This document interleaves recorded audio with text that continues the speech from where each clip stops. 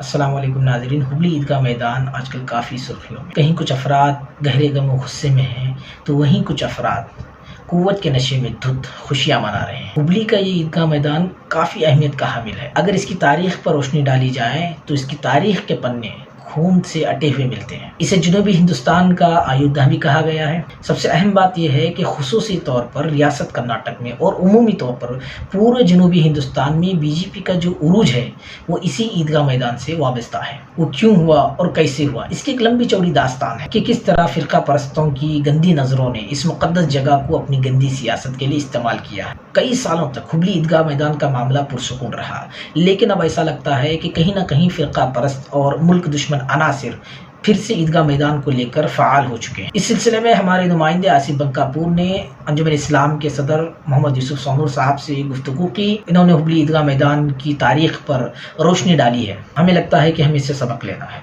फ़िरका परस्तों के मकासद को नाकाम करते हुए, अमन को बरकरार रखते हुए और फिर होश को संभालते हुए इस मसले को हल करना है। आइए देखते हैं अंजुमन इस्लाम के सदर यमसी सोनूर साहब ने क्या कुछ कहा है। अस्सलाम वालेकुम रहमतुल्लाहि बरकातहू। मैं और मेरे नायब सदर अली जनाब अलहाज अल्ताफ़ नवाज़ कत्तूर आपके सामने तशरीफ़ फरमा है। हम चाहते हैं कि हमारे नौ पीढ़ी को, नौजवानों को इसकी तारीख़ मालूम नहीं है। हमें सबको बताना चाहूँगा कि इसकी तारीख़ जो है अली जनाब अलहाज जब्बार अली साहब को मालूम है, और अली जनाब ये मंडी साहब जो पहले से इसको चलाने में और तहरीक करने में मालूमात है। तीसरा, इस नाचीज़ को जो सेक्रेटरी होकर काम किया हूँ और 2 बार सदर होकर काम किया हूँ।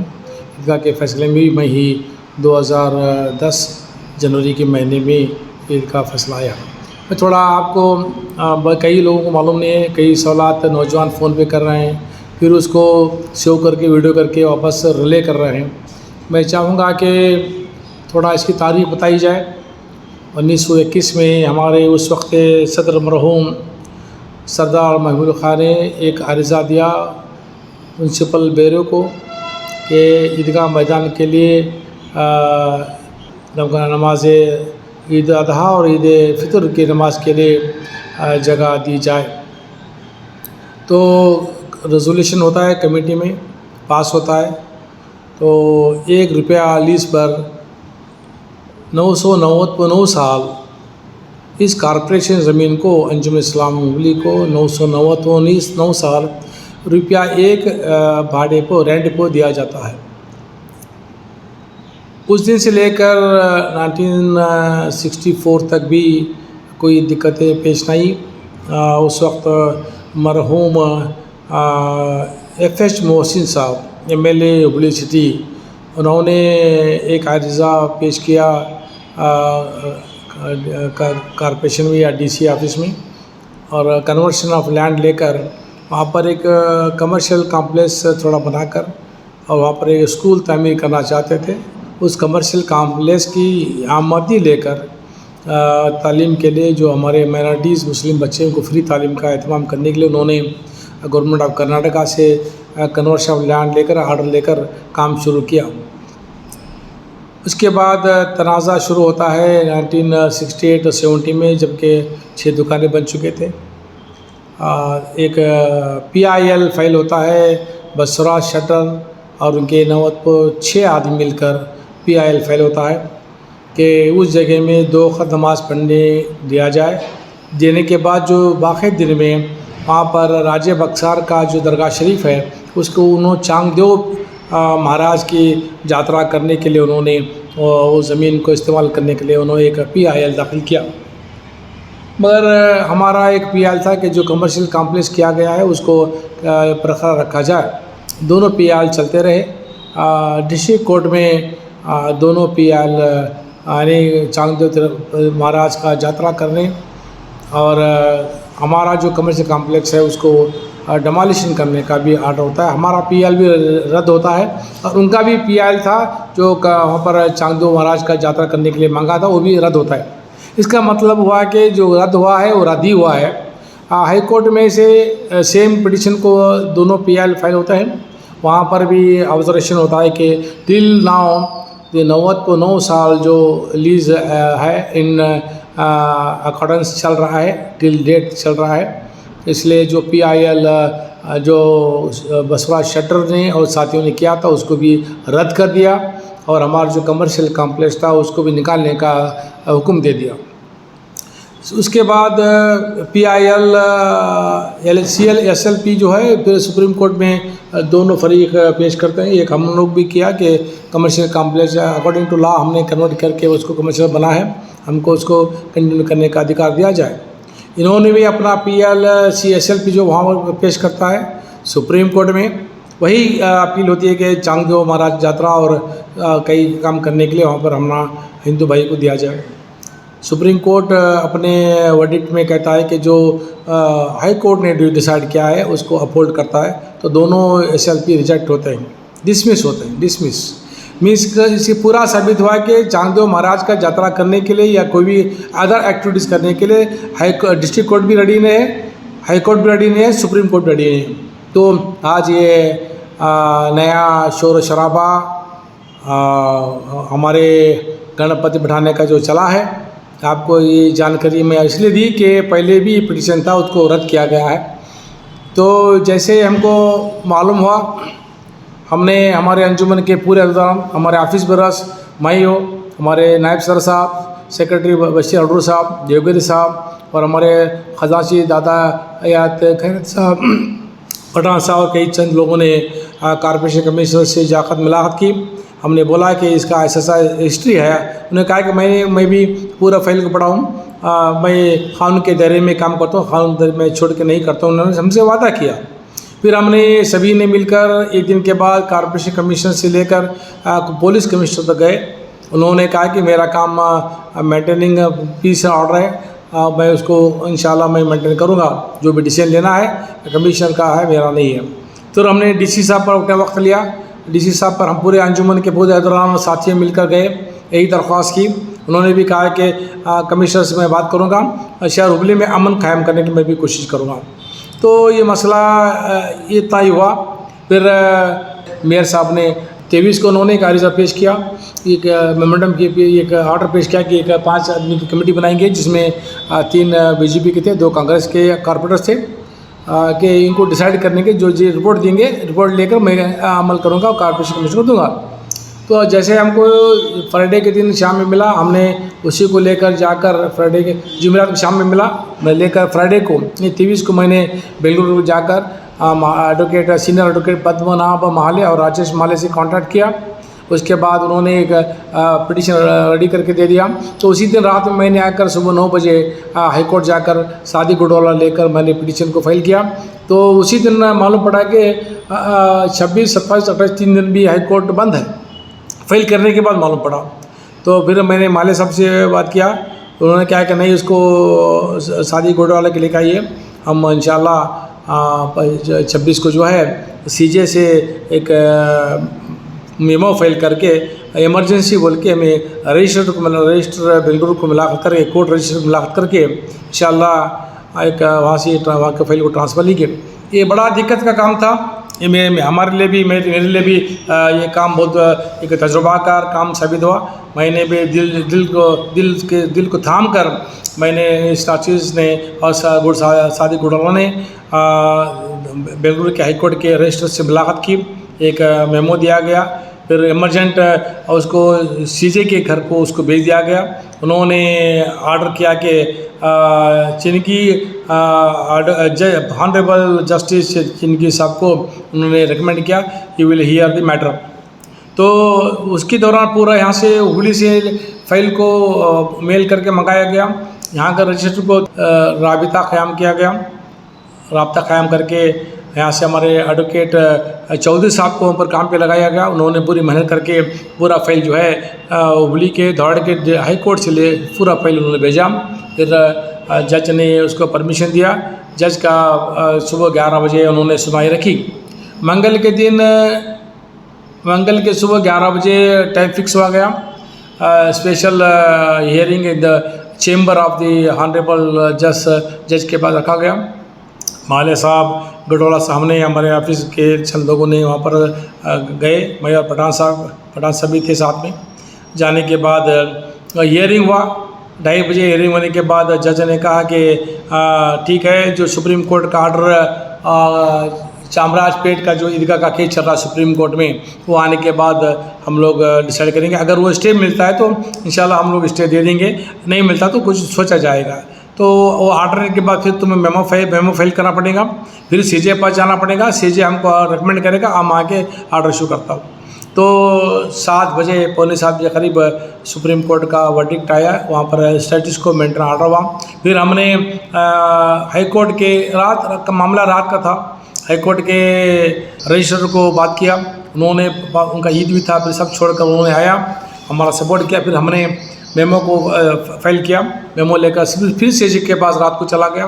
रात को जाने के बाद फिर उन्होंने डायरेक्शन दिया कि वही चिरंगी साहब के पास जाएँ और ऑर्डर लेके जाएँ। तो फिर चिरंगी साहब ने हमने टाइम दिया कि हम रात को 10 बजे आएंगे। 10 बजे कोर्ट को खोला गया रात में, स्पेशल पूरे टीम को बुलाया गया, उनके स्टाफ को बुलाया गया। हम इससे पहले मैं ये बात बहुत ज़रूरी है कहने के लिए कि जो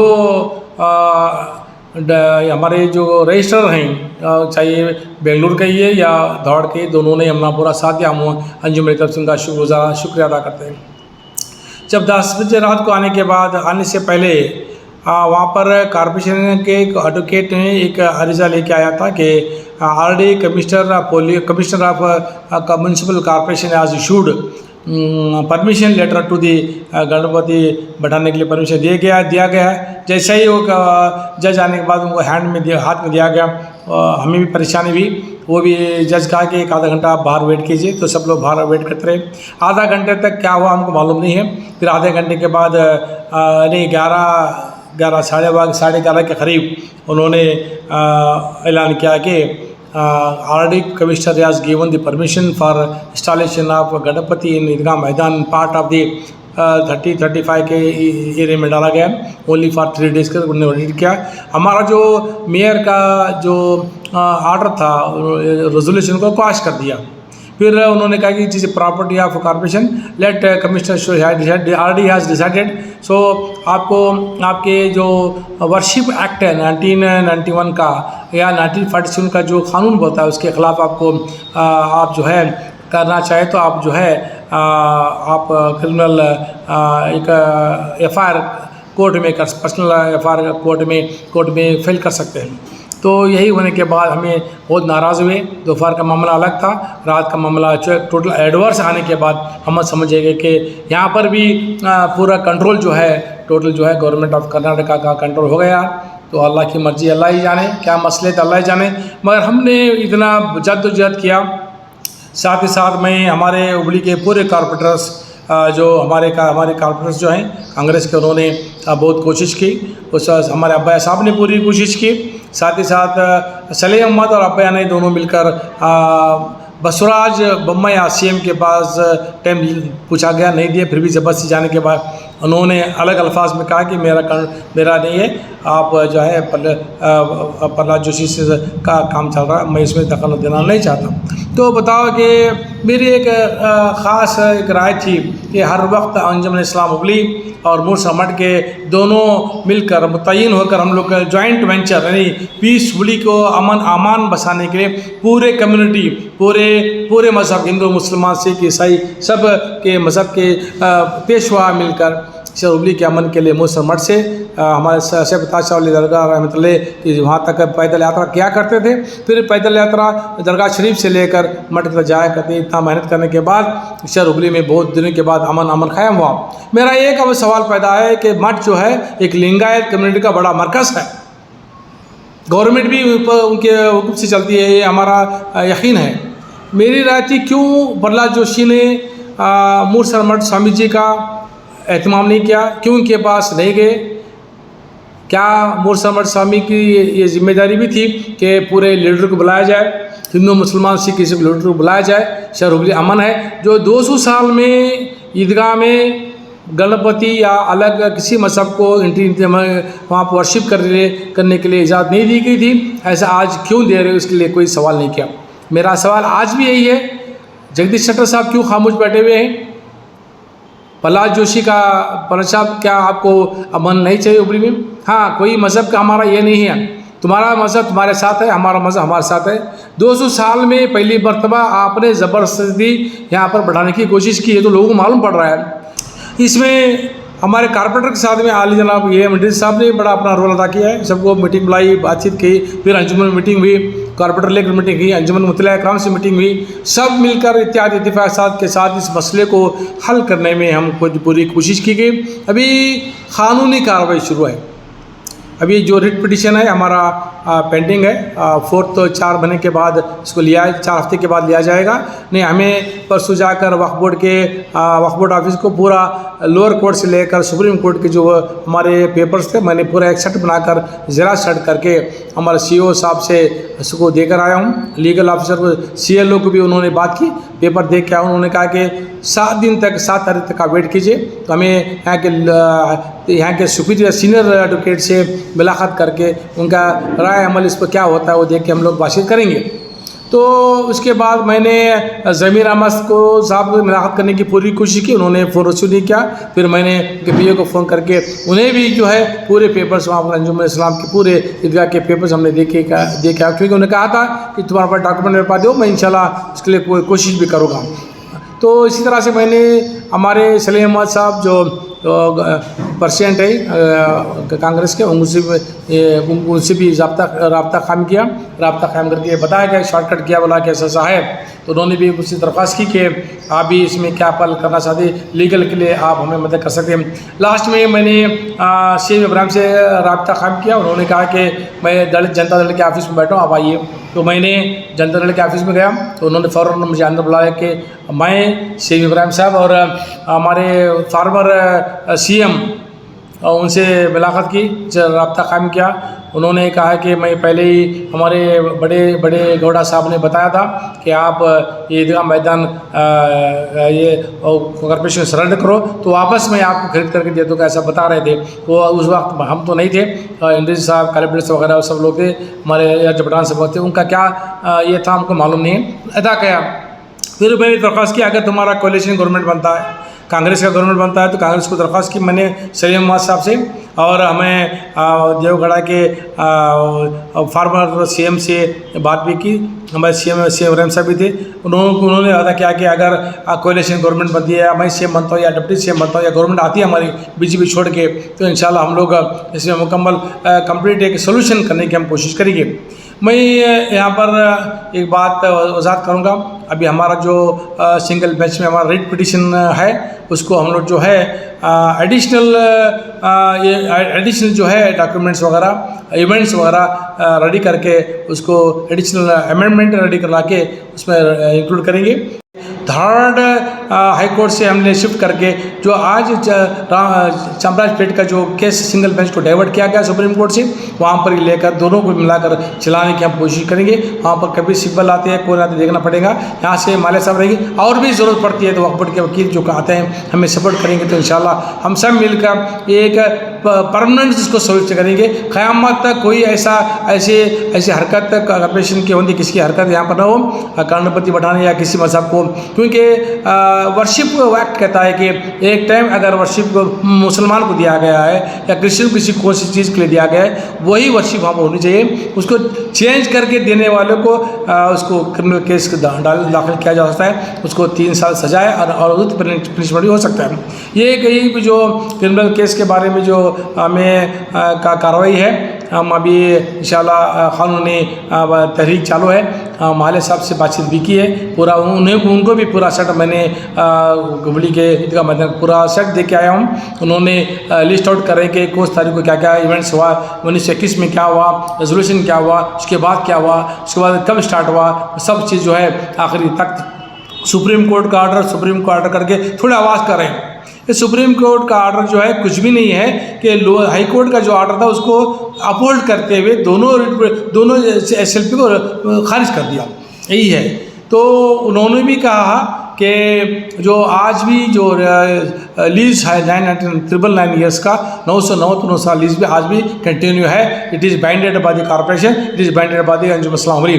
तो ऐसे माहौल में according to the act of worship act ये कानूनी दायरे में आर्टिकल 3 और 6 में ये वो करने की हम लोग तैयारी कर रहे हैं। कॉर्पोरेशन कमीशन को करना पड़ेगा, मेयर को करना पड़ेगा, जो वहाँ पर स्थापना की है उसको भी हमें इंशाल्लाह कानून के दायरे में पूरा क्रिमिनल केस करने की तैयारी में लगे हुए हैं।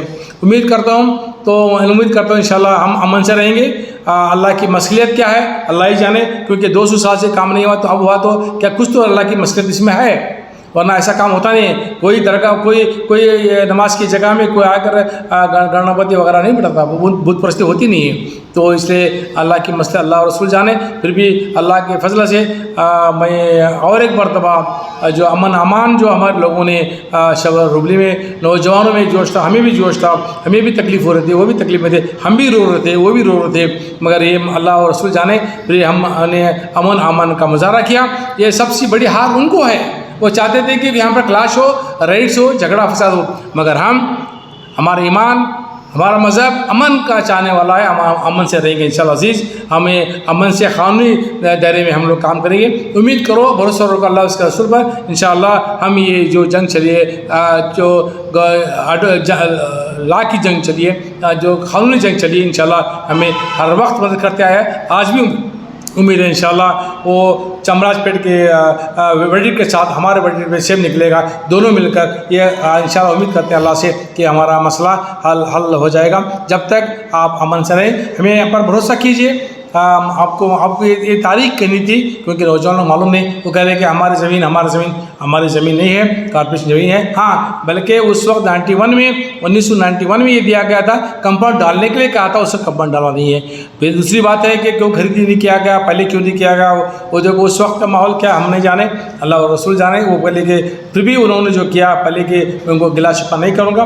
अल्लाह उनके ज़रिए से वो चीज़ हमें नमाज़ पढ़ने के लिए इनायत फरमाई, अल्लाह का शुक्र है। तो आगे की बात है, लोग कह रहे हैं कि ईदगाह और एक बना और बना। इंशाअल्लाह उम्मीद करो, अल्लाह ताला से दुआ करो कि अल्लाह ताला हमें ऐसी ज़मीन दे जो कोई कंट्रोवर्सी ना हो। हमें एक नई जगह खरीदने के लिए हम सब मिलकर, वक्त पड़े तो हाथ में झोली फैलाकर हम लोग अंजुमन से और सब मिलकर इसको लेकर लेने की हम कोशिश करेंगे।